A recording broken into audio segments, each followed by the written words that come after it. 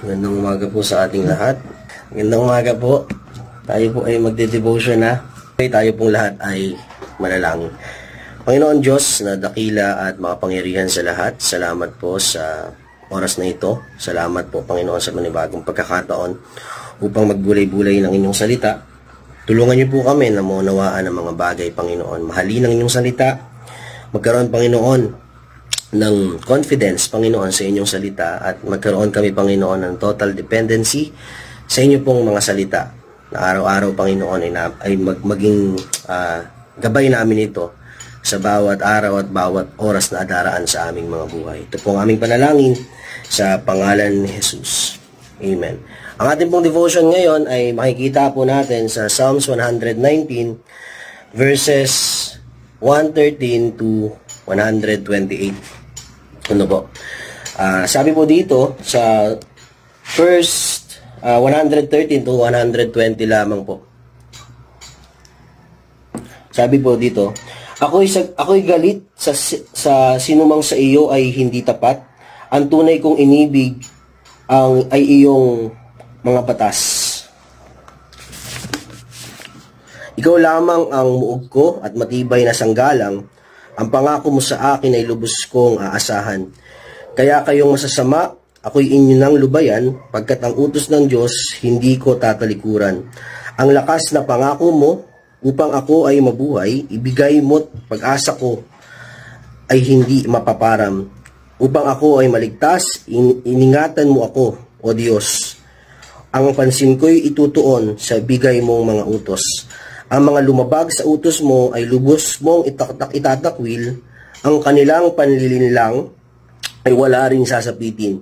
Sa lahat ng masasama, basura ang iyong tingin, kayo naman ang turo mo, ang sakong iibigin. Dahil sa iyo, ay ang damdam ko'y para akong natatakot.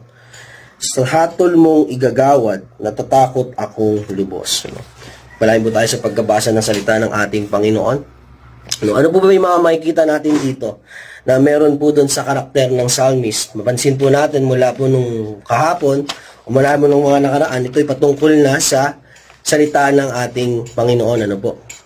Kaya naman, atin pong tingnan kung ano ba yung nasa loob ng puso noong psalmist. Una po, pag-ibig.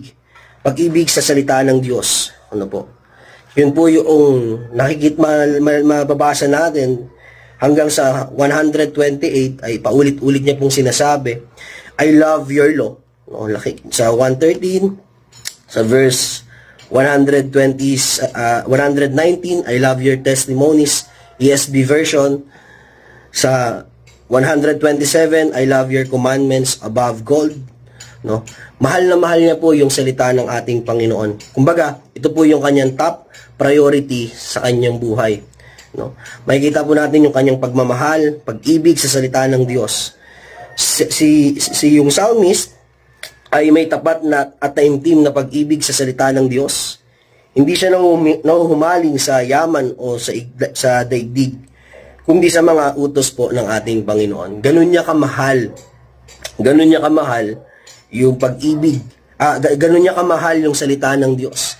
Hindi po siya nagbibigay ng pahalaga sa kanyang sarili o sa yaman ng daigdig, kung di mas pinapahalagahan niya yon sa yung mga utos ng ating Panginoon. Tingnan niyo po yung verse 127. Mahal ko ang iyong utos ng higit pa kaysa sa ginto. Kaysa gintong dinalisay, utos mo'y isinapuso. Ganun niya binigyang importansya yung salita ng ating Panginoon. Hindi niya pinapakawalan sa araw-araw na basahin, aralin, isabuhay yung salita po ng Diyos. Pangalawa, makikita natin na karakter na meron ang psalmist is yung confidence, yung pagtitiwala o katatagan. Sa 114 hanggang 116, ang sabi po dito ay, ikaw lamang ang muog ko at matibay na sanggalang, ang pangako mo sa akin ay lubos kong aasahan. Kaya kayong masasama, ako'y inyo nang lubayan, pagkat ang utos ng Diyos hindi ko tatalikuran. Ang lakas ng pangako mo upang ako ay mabuhay, ibigay mo't ang pag-asa ko ay hindi mapaparam. Yung confidence na araw-araw, yun yung kanyang sandigan, araw-araw yung kanyang panghahawakan, no? Yung salita na galing po sa ating Panginoon. Yung psalmist ay may kumpiyansa na sa Diyos lamang, na sa Diyos bilang kanyang kanlungan at tagapagtanggol. Masarap pong mabuhay na ang salita ng Diyos, yung ating kumpiyansa na hindi tayo mawawala ng pag-asa sapagkat ito yung ating pinanghahawakan o kinakapitan sa buhay po natin. Hindi siya umaasa sa sarili kundi sa katapatan ng salita ng ating Panginoon. Kaya nga po nararapat lamang na araw-araw nating hindi lang basta basahin, kundi panghawakan yung salita ng Diyos. There's a lot of promises inside of this book, sa Bible, na pwede po nating i-claim sa araw-araw. Kaya nga po kapag tayo ay magbabasa, ang confidence natin ay wala sa sarili nating pagkatuto.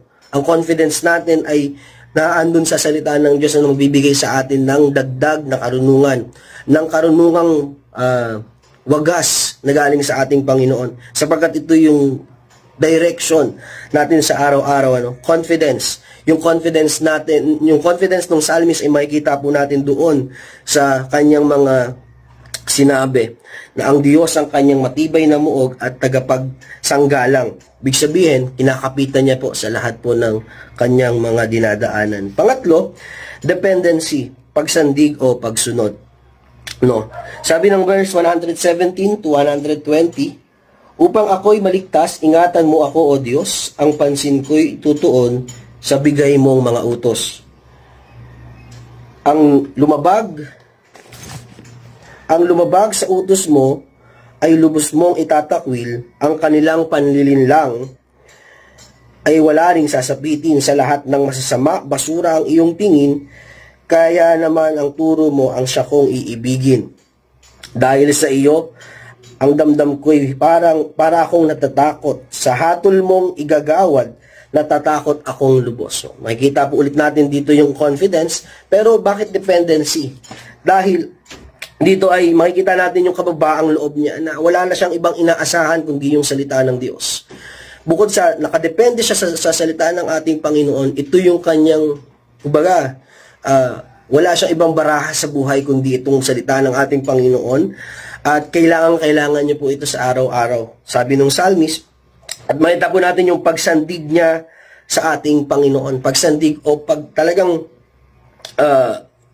lubusan siyang umaasa sa salita ng ating Panginoon. Na alam niya na kung wala ang Diyos, ay hindi siya makapapanatili sa tamang landas. Ganun kahalaga yung salita ng Diyos para po doon sa psalmist. No? Yung pagiging dependent niya sa ating Panginoon, sa salita ng ating Panginoon ay tunay na kailangan niya sa araw-araw. Kaya naman, makita po natin ang lahat ng ito ay yung nasa puso maaari ng psalmist, no? Yung love, yung confidence, and dependency. Bakit? Ito yung nasa puso niya. Sapagkat sa pamamagitan ng salita ng Panginoon, nagkaroon siya ng pag-ibig. Naramdaman niya yung pag-ibig din ng Diyos. Nagkaroon siya ng confidence. Nagkaroon siya ng lakas na humarap sa anumang hamon ng buhay. Nagkaroon siya ng total dependency. Na hindi niya kayang mabuhay kung wala yung salita po ng ating Panginoon. Ngayon sa buhay natin, alam ko po, sobrang importante sa atin yung salita ng Diyos. Dahil dito ay magkakaroon po tayo ng bukod sa pagkain spiritual, ito yung magiging ano po natin sa araw-araw. Ito po yung magiging gabay natin, lakas natin, instruction mula sa Diyos. Kaya napakahalaga na basahin at malaman kung ano ba talaga yung mensahe sa atin ng Panginoon. Na andun po palagi yun. Pero ang puso po ba natin ay mayroong pag-ibig, mayroong confidence, at mayroong dependency sa salita niya. No? Dahil kung ang salita ng Diyos ay mahal po natin, isasabuhay natin ito. Kung salita ng Diyos ay mahal natin, ay ipaprioritize natin ito. No? Kung ang salita ng Diyos ay talagang top priority ng buhay natin, hindi natin siya gagawing bara-bara lang, basta makabasa lang. kung hindi talaga aaralin natin, i-apply natin sa araw-araw po nating mga buhay. Yung confidence, no? Na every time na nababasa natin ito, napakaraming pangako. Na instead na mag-create ng duda, ay lalo tayong magkaroon ng kumpiyansa na magmahal sa salita ng ating Panginoon, na umasa sa salita ng ating Panginoon. Yung kumpiyansa na yon ay magkaroon tayo ng lakas na humarap sa anumang uri ng pagsubok at magkaroon po tayo ng tunay na pagtitiwala at pananampalataya sa ating Panginoon dahil sa salita ng ating Panginoon. Dependency. Kapatid, ito yung kailangan natin. No? Kung wala ka nang aasahan, mas lalo kang umasa sa salita ng Diyos. Mas lalo kang umasa sa Diyos. Kung dumadating na sa point ng buhay natin na talagang sobrang sukol na tayo ng mga pagsubok ng buhay, wala po tayong ibang asahan kundi ang salita ng ating Diyos, sapagkat ito'y totoo at ito'y magbibigay sa atin ng lakas. Sinabi rin niya ng John chapter 15, if my words remain in you, you will bear much fruit. Ano po? So, yun lamang po ang ating devotion. But then again, sinabi ng Ephesians chapter 6, the sword of the Spirit, which is the word of God. Kaya napakahalaga nito kasi ito yung offensive weapon natin para manalo sa spiritual warfare. Ito yung offensive weapon na kailangan natin para tayo ay maging matagumpay sa araw-araw. Kaya wag po nating basta basahin lamang. Wag natin basta ilagay natin i-take for granted natin yung pagbabasa ng pag-apply at pagde-devotion ng salita ng ating Panginoon. Dahil at every time na babasahin natin to, dapat ito yung laman ng puso natin. Meron tayong love, meron tayong confidence, at tayo totally dumepende sa ating Panginoon. Now, may question is, bago po tayo magtapos, is kung susuriin ko ang puso ko ngayon, kanino to tunay na nakasandig? Sa sarili ko ba? Sa mundo? O sa Diyos? Magandang umaga po sa ating lahat. Salamat po sa inyong pakikinig, and let us all pray. Maraming salamat, O Diyos, sapagkat Ikaw ay dakila, makapangyarihan at tunay, Panginoon, ng inyong pag-ibig.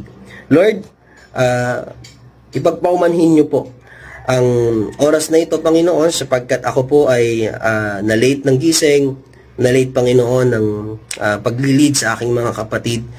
Dalangin ko, Lord God, na kayo po ang magbigay sa amin, Panginoon, ng lakas sa araw-araw, na kayo, Panginoon, ang patuloy na manguna sa amin, Panginoon. Na ang pag-ibig mo ay patuloy naming maramdaman, at sa inyong mga salita, Panginoon, ay magkaroon kami ng pagmamahal, kumpiyansa, Panginoon, o pagtitiwala, at pagkasandig, Panginoon, at dependency sa inyong mga salita. Na ito, Panginoon, mga salita mo ang siyang magiging daan kung bakit kami magtatagumpay. Sa pamamagitan ng inyong mga salita ay magkakaroon kami ng tunay na pag-asa at tunay, Panginoon, na ligaya, sapagkat ito ang siya magdudulot sa amin ng direksyon at liwanag sa daan na aming dadaanan, Panginoon. Maraming salamat po. Sa umagang ito ay declare blessing sa pan-blessing sa aking mga kapatid, Panginoon.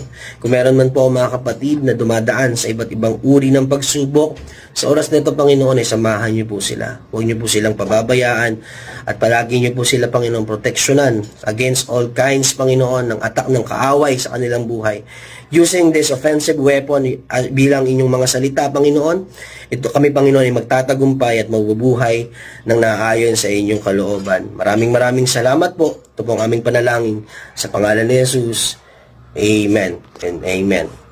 Good morning po sa ating lahat. God bless you all po.